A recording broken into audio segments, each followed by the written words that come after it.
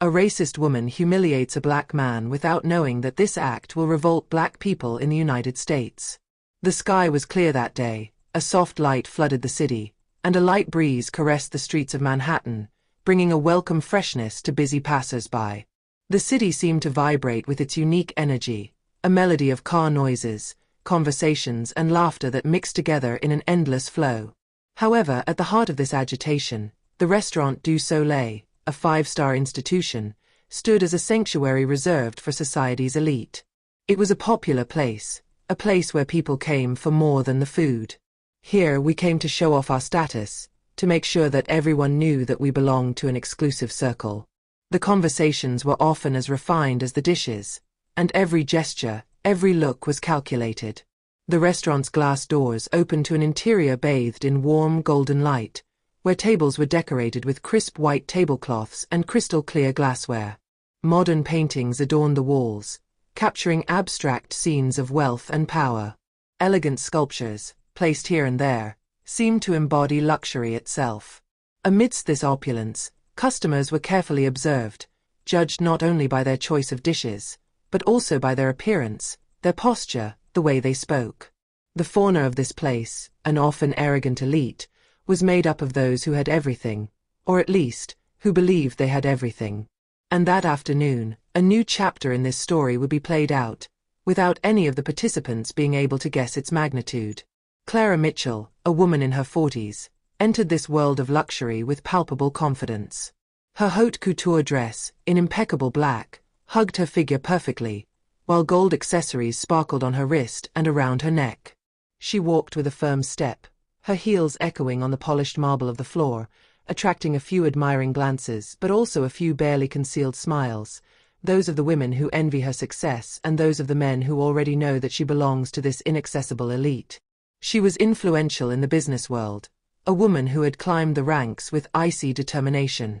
Known for her strong and often polemical opinions, she did not hesitate to assert her conservative positions and her harsh judgments towards others.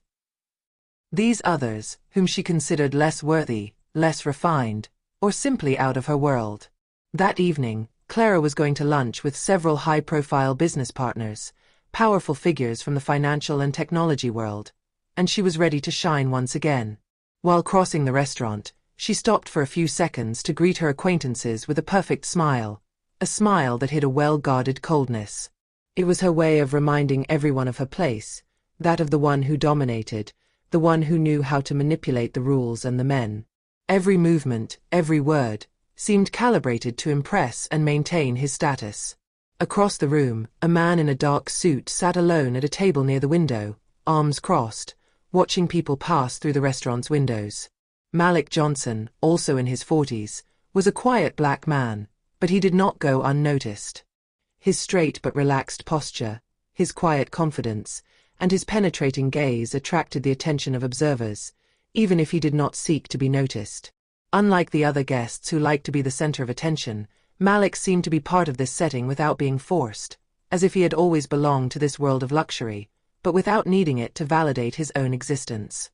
Malik was not a man of flashy shows. Although his reputation in the business world was not yet well known to the general public, he had amply proven his worth in circles where it mattered. A successful entrepreneur in the technology industry, his investments in companies dedicated to social justice had made him a respected figure among his peers. But where many sought to make themselves known through public appearances, Malik preferred to focus on lasting impact, away from the limelight. This lunch, which he had planned for weeks, was supposed to be a simple moment, an exchange between businessmen. He just thought he could enjoy a quiet meal. What he didn't know was that this meal would become much more than just lunch. It would become a catalyst for a social revolution. Clara, who was not paying attention to the man sitting near the window, headed towards her own table, passing Malik in the process. He looked up at her briefly, and although she was strangely attracted to his calm and charisma, she quickly looked over him. He didn't belong to her, was just one figure among many in this world where people of his rank could ignore the existence of those they considered less important. Then, as she sat down at her table, she turned to her guests and, in a dry, mocking tone, made a remark out loud, clearly intended to achieve her objective.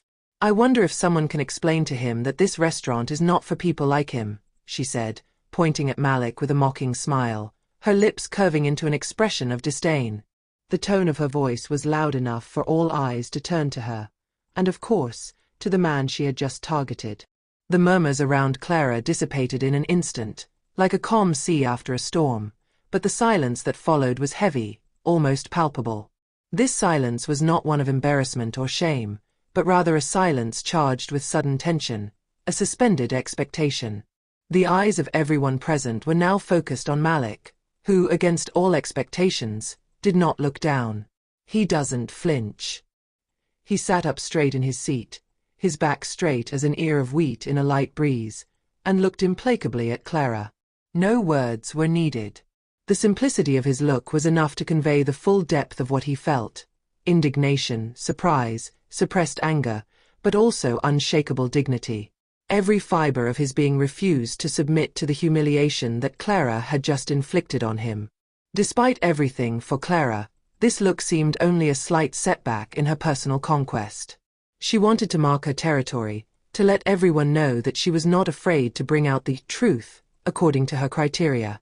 For her, Malik was just an ephemeral figure in a space that belonged to him, a space of power, wealth, and dominance. She thought that her cruel and degrading words would go unanswered, that they would find no echo in this world of light and luxury. She already imagined the conversations that would follow around this table, knowing laughter and nods affirming her dominant position. But what she didn't know was that this gesture of contempt was not just a simple personal victory. She had just unleashed something much bigger than she had imagined. What happened in this restaurant was not just an ordinary scene of racism.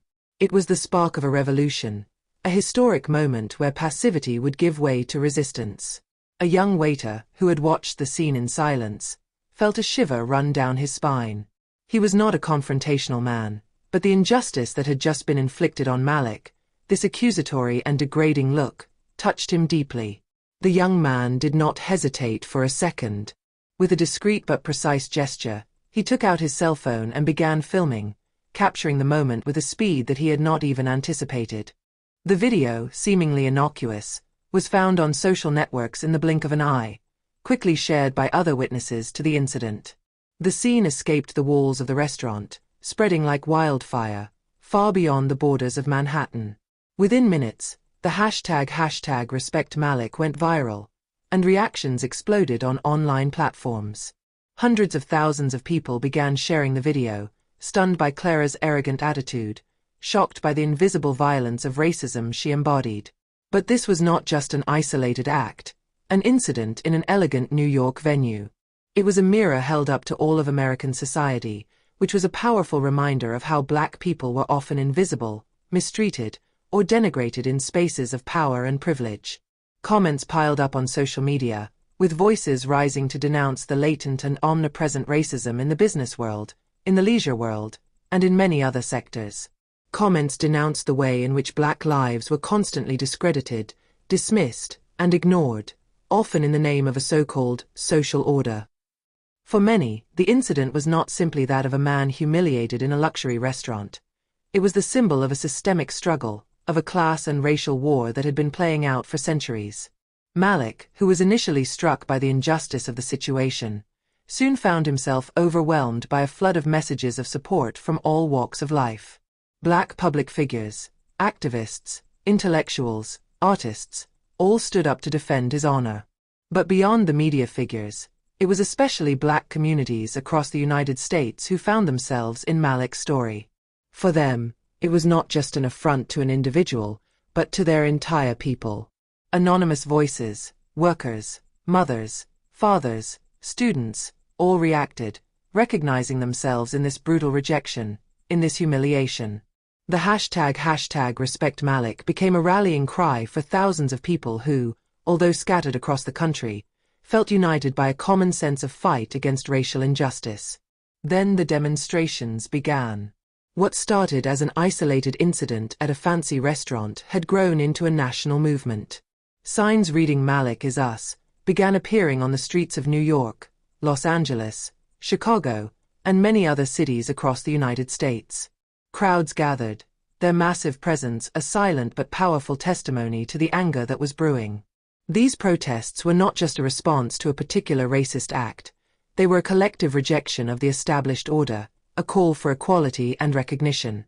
Community meetings were quickly organized throughout the city, spaces for reflection and solidarity where voices previously suppressed by fear or skepticism could finally be expressed. These meetings, more than just discussions about what had just happened in that restaurant, became forums where community members shared their own stories of discrimination and humiliation. It wasn't just the story of a racist woman and a black man. This isolated gesture, as powerful as it was, reflected a long and painful history of systemic discrimination. It symbolized decades, even centuries, of marginalization, where black people, regardless of their success or status, were still seen as inferior, as second-class citizens. In these gathering spaces, discussions extended beyond the simple incident, taking into account struggles for recognition, respect, and equality. It was no longer just a personal affront, it was the cry of an entire community, bearing the scars of an oppressive past, but also the hope of a more just future. The protests, while overflowing with anger and frustration, also carried a clear message. This was not just an isolated incident, but a wake-up call for profound and necessary change in American society.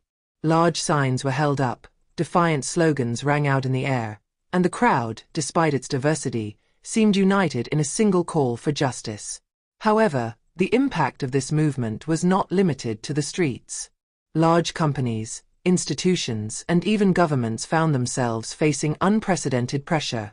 Business leaders were forced to answer tough questions about their management of diversity and inclusion.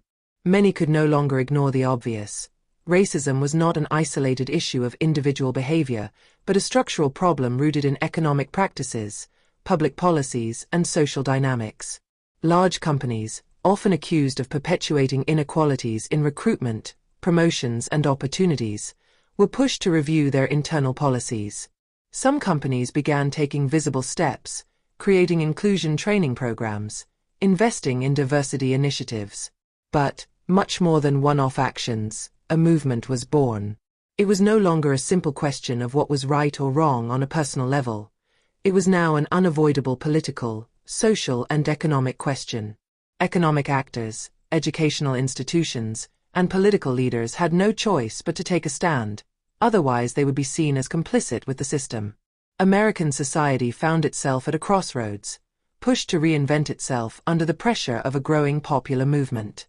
As for Clara, she found herself plunged into a whirlwind that she had not seen coming. First taken by surprise by the wave of indignation, she sought to minimize the incident. She tried to wrap her words in supposedly sophisticated language to justify her actions. But the media, activists, and citizens gave him no chance. The outpouring of support for Malik quickly turned into a tsunami of anger and denunciations.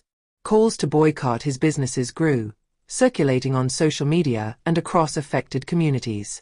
Campaigns to denounce his hypocrisy and racism continued to grow.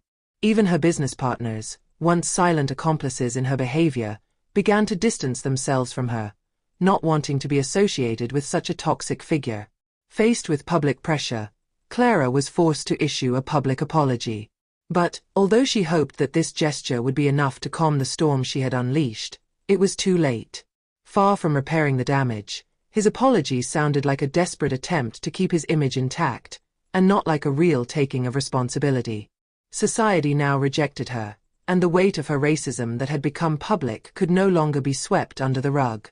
The media machine had targeted her, and she was nothing more than a symbol of the type of privilege that the rich and powerful believed they could preserve at all costs. Malik, for his part, found himself at the center of a movement much bigger than himself. He chose not to let this incident define his life, but rather to use it as a springboard to amplify the voices of others, those who, every day, suffered the same humiliations, the same discriminations.